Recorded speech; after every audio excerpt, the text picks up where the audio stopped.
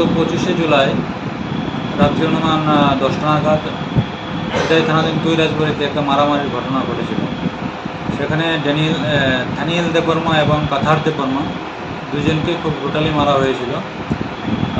সেই ব্যাপারে 3 জনের বিরুদ্ধে একটা কেস রেজিস্টার হয়েছিল সিধাই থানায়। তারা হলো সমরেন্দ্র দেববর্মা, সন্তোষ দেববর্মা এবং রাকেশ দেববর্মা। যাদেরকে মারা হয়েছিল তাদের মধ্যে থেকে একজন ধানিয়েল দেববর্মা গত 1/8 এই মাসের 1 তারিখে জিবি হাসপাতালে মারা যায়। তো সেই ব্যাপারে আমরা একটা খুনের মামলা রেজিস্টার করি। তো সেই মামলায় যারা আসামি ছিল তারা পলাতক ছিল। তাদের মধ্যে 2 জনকে আজকে আমরা অ্যারেস্ট করেছি।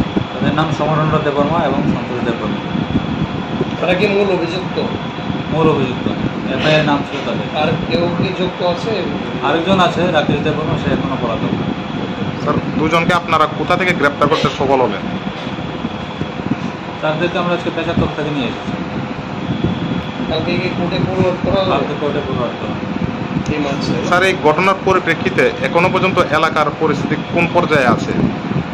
যাদের ভিকটিম ফ্যামিলি তাদের মধ্যে একটা তারা খুবই ইমোশনাল হয়ে আছে। এটা জন্য এতদিন হয়ে গেছে আসামিটা গ্রেপ্তার হয়নি। আজকে আমরা 2 জনকে অ্যারেস্ট করতে পেরেছি এবং এই মেসেজটা তাদের পরিবারকে আমরা দেবো।